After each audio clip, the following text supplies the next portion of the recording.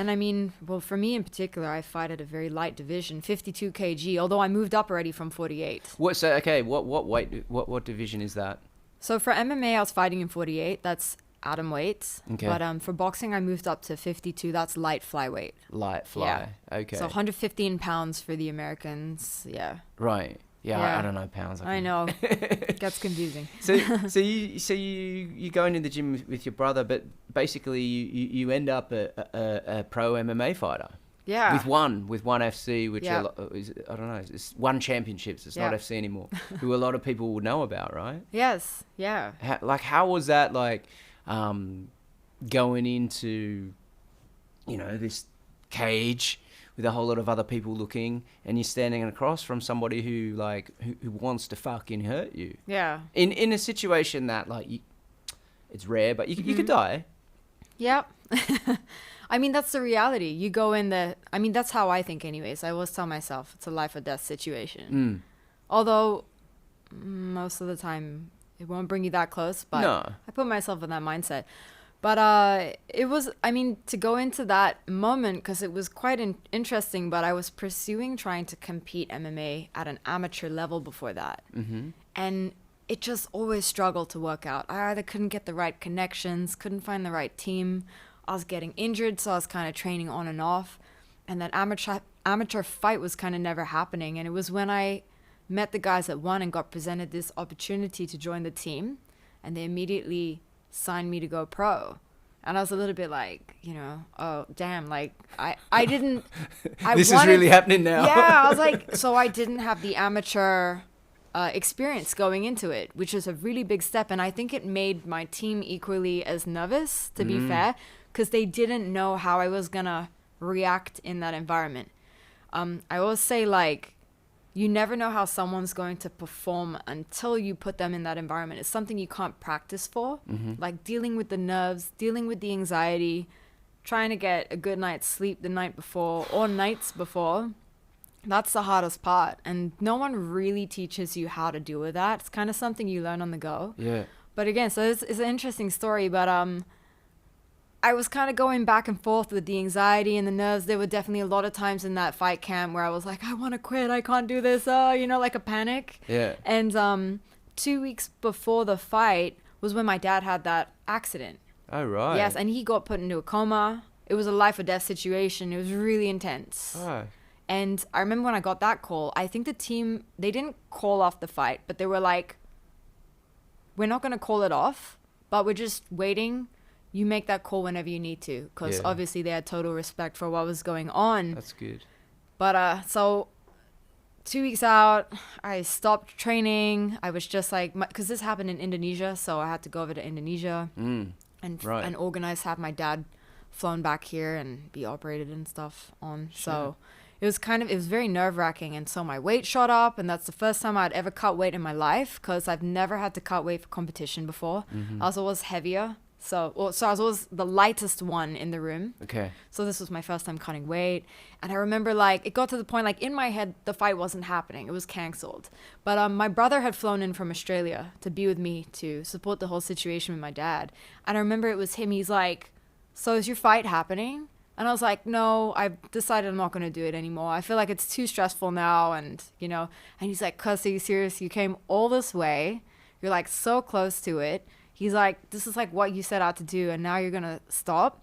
And he was like, he gave me the best advice, because he's like, if dad wakes up, you're going to regret that you didn't do it. But if he passes away, you couldn't have done anything to stop that. So whatever you decide to do, that's not going to change. But if he wakes up, he's going to be in more regret that you didn't do one thing you kind of went out to do. And so I was like, God damn, okay, so I guess I have to do this. Lights back on. Yes, put on the sauna suit, go start losing the weight. And it was it was kind of hectic. Again, it was the first time that I ever dropped to 48 kilos. How much did you have to lose? I think I started walking around at least 55, but I was kind of a not very lean one then. Yeah. But that's still a large percentage of the body, of your body at that weight. Especially at that weight. Yeah, that's what I mean. And during that week, I was just eating whatever anyone was bringing to me. So Yeah, I wasn't prepared. I didn't do all the hyperhydration and stuff like that. I didn't have time for it. Yeah. So it was just losing the weight in whatever weight I could. And yeah, and when I went into that fight, so that's what was very interesting, because I was so almost overwhelmed emotionally by that situation, because my dad was still in the coma when I was going there. As in, when you walked into the ring, Yes. he was still in a coma? Yes. Wow. Yeah. So that was really crazy. And it was so overwhelming. I feel like it was just a very emotional time. And I remember just being in a mindset where I was like, you're finally doing something that you want to do and kind of not letting anything else get in the way. And if anything, I feel like I was so like hyper focused. Right. Like it was the most focused I've almost ever been in my life. Even compared to like now and other fights you've had since, just the emotion coming from different angles and... Yeah, well, now I find I've learned how to go into the zone quite easily. I've kind of understood how to do that. But yeah, then it was more overwhelmed and just... I was just like, oh my God, I was overwhelmed to the point I was kind of sick of it and like, okay, nothing's going to stop me now. Like, I'm going to go in and like kill whoever's in front of me. Like, it was that mindset. Like, it was almost like I would say it's like an out of body experience, because really until the referee, because I finished in what did I finish in? Armbar in the triangle. And when he cut, it's like I snapped back, came back into my body again. It was really weird. I remember even before the fight starting, I was getting a bit aggressive and a bit hyped up in my corner, saying, calm down. Like, you're getting too... Well, you were going to take it out on your opponent, basically. Almost, yeah, something like that. So, and again, I never experienced that. And it was just problem after problem. I remember my opponent came in 4 kg over. And again, and I was pissed. I'm like, damn, I lost all this weight, went through all this crap. And they're like, look, she came in over, so we're probably going to put off the fight. I'm like... They're like, unless you want to go through with it. I'm like, let's just do it at this point. Like, really, let's just do it. So it's like... Get it over and done with almost, right? Yeah, but I really went in with that attitude, like, I'm not going to leave here without a win, and chasing it and chasing the finish. And I think it's the first time I really switched into that mode and realized how important it actually became. So maybe, like, what was going on, like with your father, like, kind of helped you. That's him now. I'll turn it I can off. hear you talking about me. No, Yeah. shit. I don't know. Mine's probably on as well. Oh, it's okay. Damn you. I don't know. I don't even know where it is. It's over there. No, I don't need it. But if it rings, yeah, like maybe dealing with all that stuff, like actually, like is a distraction from actually what you were doing, allowed you to kind of put the fight to the side. You're concentrating on something else, and then it culminates in like what happened, and then every fight moving forward is like, well, I've done it now, and I did it through a traumatic time in my family's life. Like every other fight's easier in a way. Yeah, actually, it's funny you say that, because even going through my most recent camp, because you were at that fight, so I hadn't fought in over, I think, about 3 years, because I got injured, and then COVID happened, so no events, none of that stuff. But that's nothing compared to your first one. No, I know, but like it was like I don't like to say the camp was like a hell, because like there's problems in every fight camp, honestly, but it was hard. This camp was hard. There was a lot of things going on, and I got sick. I got the flu 1 week before the fight. Okay. And that, like, it kind of touched me for a moment, because I'm like, damn, I'm so excited here to make a comeback. And like I had to go on flu meds, and that killed my cardio. And that really, I was really upset about that. I'm like, damn, like worked so hard to get to this moment, and now I don't know that I can perform. And I was like, hang on. And that's when I go back to that time. I'm like, you went through fights and fight camps and these situations, and you made it work.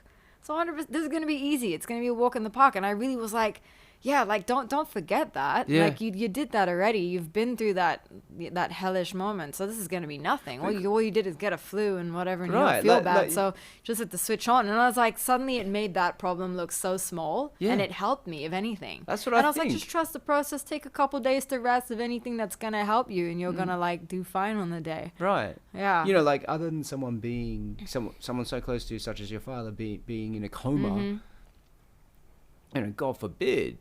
There's only a few things worse than being in a coma, right? Yeah, like it's for sure. You know, the negative thing that happens after a coma, or, you know, like, there's not many other things in life that can be a more hardcore complication that's on your shoulders as you walk into the ring ever again in your professional career, For right? sure, yeah. So again, but It's like a gift in a twisted way. Exactly. I do see it as that. And also because, again, as a kid, I feel like my biggest weakness was always lacking the self-esteem or the confidence to fulfill something I set out to do. Like I was always kind of an underachiever. Don't shoot for something big because, you know, you're going to suck at it anyways. That kind of attitude. Right. So it was kind of like the first major thing. Were you a goth or something? Not really. I was kind of like in a punk rock, and some people say I was an emo kid sometimes. I don't know. I didn't like to accept that, but maybe a little bit. And yeah, kind of like that. You know what I mean? And I just wanted to like enjoy life and do whatever was day by day and not really give a damn about anything. So it was cool to finally care about something, because I mean, ultimately that makes you kind of feel a bit vulnerable, doesn't it? So for me, it was like that. Like, damn, I'm setting out to do this thing. Well, yeah, what happens? You don't know how it's gonna go. And it's funny. I find that things like that, like the mental, is what can really make or break a person in fighting. I say fighting, but actually anything. And yeah, I guess I was fortunate enough to learn a lot of key concepts or principles and values in life through fighting, and that was one of them. Because like I've seen fighters who train and perform amazingly in camp, but you put them in the environment or something goes a little wrong or puts them out of their comfort zone, and it can really break them. Yeah. So having that kind of like mental agility and learn to just deal with what's coming and stay focused and keep your eye on the prize, I find that preparing for a fight pushes that to like the ultimate limit. Because again, something's gonna go wrong every camp. I do believe it. Yeah, it's never gonna be perfect, an injury, right? Personal life, yeah,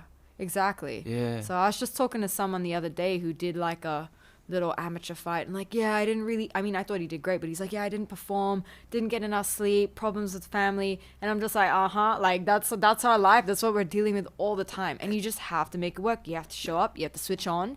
If the moment you start to make excuses and get negative, you're finished. Yeah, you're already losing. Yeah. But the reality is, like, not enough sleep.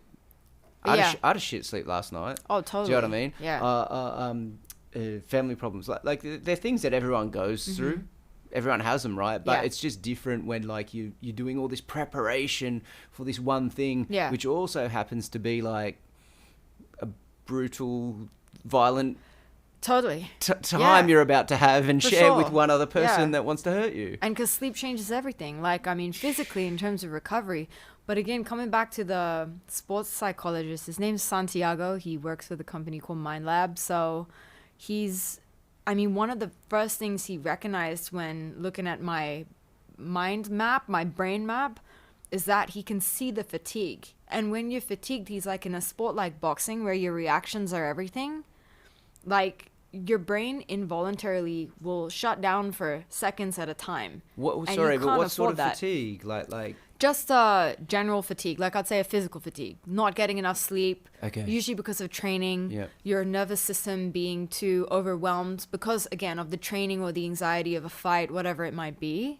So that kind of fatigue, but how it affects the brain. And it was very interesting to see that. So, and I deal with issues with focus, and I didn't tell him that, and he's able to see it by looking at my brain. Right. My lack of ability to focus. Wow. So I'm like, it's very interesting. But sleep changes so much. I will say for us, for athletes, sleep is part of the job. So it's a component. But you got to look at it as part of the job. It's recovery. Yes. Like 100%, right? Like it's your best tool for recovery over... Probably better over you could have excellent sleep and not do cryo and be fine, right? Exactly. Or you could have like terrible sleep and do cryo. You're going to be in a worse place. Yeah, I'd agree with that. I'd go with that.